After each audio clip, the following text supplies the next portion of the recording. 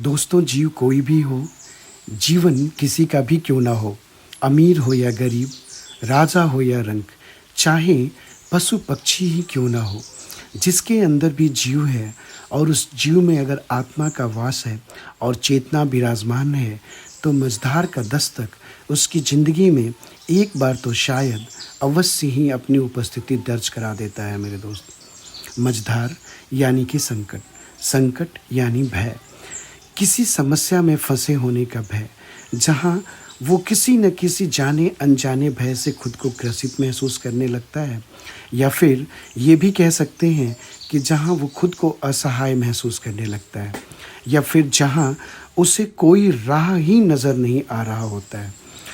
वो बस चाहता है अपने जीवन को इस मझधार से मुक्त करना। वो बस चाहता है अपने आप को भय मुक्त करना। शक्ल चाहे कोई भी हो, जरिया चाहे कोई भी क्यों ना हो, हाथ चाहे किसी का भी हो, वो बस इन सब से बेपरवाह अपने जीवन की सुरक्षा के लिए अपना हाथ उठा सबसे सहारा मांगने लगता है। दोस्तों, दूसरे शब्दों में अगर मझधार को परिभाषित करें तो शायद ऐसा भी कह सकते हैं, मझधार यानी जाल, जाल यानी बंधन। तो फिर मझधार की परिभाषा थोड़ी सी बदलकर थोड़ी आध्यात्मिक सी लगने लगती है, क्योंकि ये जाल मोह माया का भी हो सकता है, ये जाल जीवन मृत्यु का भी हो सकता है, ये जाल मान अपमान का भी हो सकता है, ये जाल जीवन की आधारभूत समस्याओं से घिरे होने का भी तो हो सकता है ना मेरे दोस्त। दोस्तों, मझधार दोनों ही अवस्थाओं में संकट ही है, पर पहली वाली स्थिति में मझधार हमसे जुड़ी या हमारे से ही उत्पन्न हुई होती है।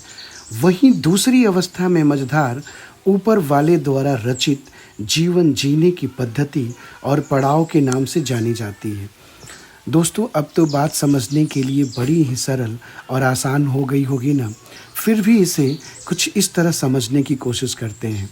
आप किसी नाव में सफ़र कर रहे हो और आपकी नाव दरिया के बीचों बीच हो और दरिया का बहाव भी तेज़ हो और हवा के झोंके की तेज़ रफ्तार भी हो। भय का आलम जितना आप महसूस कर रहे होते हैं दोस्त, उतना ही आलम नाविक भी महसूस कर रहा होता है, या फिर हमसे आपसे अधिक, कहीं बहुत अधिक वो नाविक कर रहा होता है। नाविक किंचित मात्र भी विचलित हुए बिना नाव के पंखों को चलाता जाता है, लहरों को चीरता जाता है और उस गहरे अथाह दरिया को पार कर हमें किनारे लगा देता है। अर्थात इस मझधार की स्थिति में हम और हमारा वश दोनों ही लाचार और बेसहाय हो जाता है, और हम सब की निगाहें बस उस नाविक की तरफ टिक के रह जाती हैं कि बस अब सब कुछ तेरे हवाले है। अब चाहे तू पार लगा या फिर हमें बीच मझधार डुबा। दोस्तों, जीवन एक यात्रा है। इस यात्रा के पड़ाव और जोखिम दोनों ही सुनिश्चित हैं।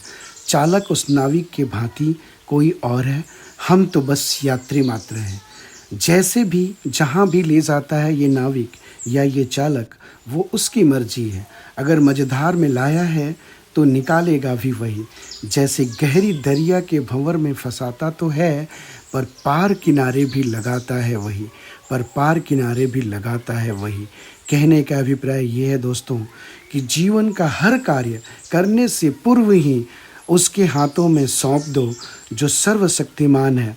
सब कुछ उसी ने रचाना है, डुबाना या उबारना उसी के निर्धारित लक्ष्य हैं। पर उसके प्रति अविश्वास मत करो, उससे भरोसा मत तोड़ो। वो लाख आपसे दूरियां बढ़ाए, पर आप उसका दामन मत छोड़ो। वो लाख आपसे दूरियां बढ़ाए, पर आप उसका दामन मत छोड़ो। तू हिम्मत ना हार, न हौसले तू खो, न निराशा तू कर, न आशा तू खो। न हारेगा तू, ये भरोसा न खो। ये तो है तेरी इम्तिहान की घड़ी, परिणाम आने से पहले ही अपनी सांसें न खो। ये तो है तेरी इम्तिहान की घड़ी, परिणाम आने से पहले ही अपनी सांसें न खो। गर मैं खिवैया हूँ तेरा, तो डूबेगी ही कैसे तेरी नैया।